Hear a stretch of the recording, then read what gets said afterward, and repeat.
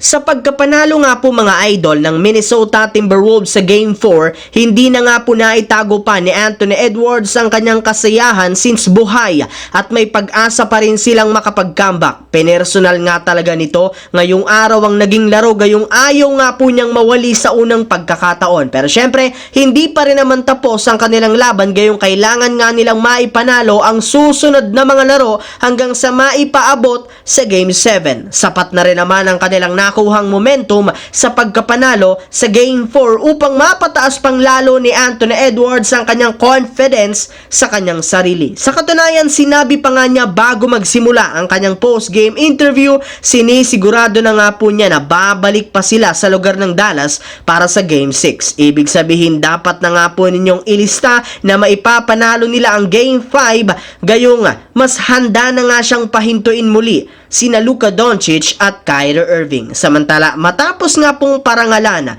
si Jaylen Brown bilang Eastern Finals MVP sa pagkapanalo ng Boston Celtics, marami nga po ang nagsabi ng mga fans na naitsapuera dito ang kanilang superstar na si Jason Tatum na malaki ang iniambag sa kanilang kupunan. Sa katunayan, hindi man lang sila masyadong nagkakalayo pagdating sa statistical points. Para nga sa inyong kaalaman, nag-average nga si Tatum ng 30.3 points, 10 rebounds, 6 assists habang si Jaylen Brown naman merong 29 points at 5 rebounds. Kaya hindi na nakapagtataka bakit gano'n na lamang ang reaksyon ng ilang mga fans ng Boston. Ngunit ayon nga sa isang analyst, tama lang naman nga daw na ibigay ng NBA ang East Finals MVP kay Brown gayong bukod nga sa katotohanan na mas maganda ang performance nito ay mas consistent rin naman ang kanyang laro at clutch rin kesa kay Jason Tatum. Well, kahit man mas malaki ang average ni Tatum, parati rin naman nga siyang bigla-bigla na lamang nawawala kaya mas deserve nga talaga ni Brown ang nasabing award.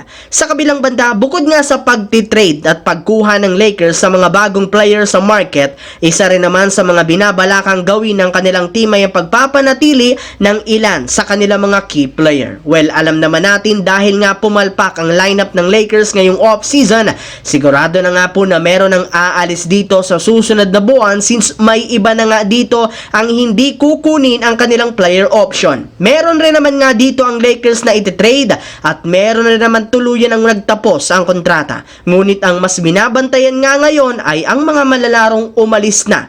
At sila nga ay ang kinabibilangan ni na LeBron James at D'Angelo Russell na pareho ng inanunsyo na hindi nila kukunin ang kanilang natitirang player option. Ibig sabihin, pareho na nga silang ganap na free agent kung saan pwede na nga silang lumipat ng bagong kupunan. So yun lamang mga idol ang ating bagong video na ating pinag-usapan ngayon dito. Once again, this is your J-Zone TV. Huwag kalimutang mag-like, mag-subscribe, pindutin ang notification bell sa akin channel para lagi kayo maging updated sa mga videos na pinapalabas ko. Isang malaking shoutout sa lahat mga idol. Maraming salamat po.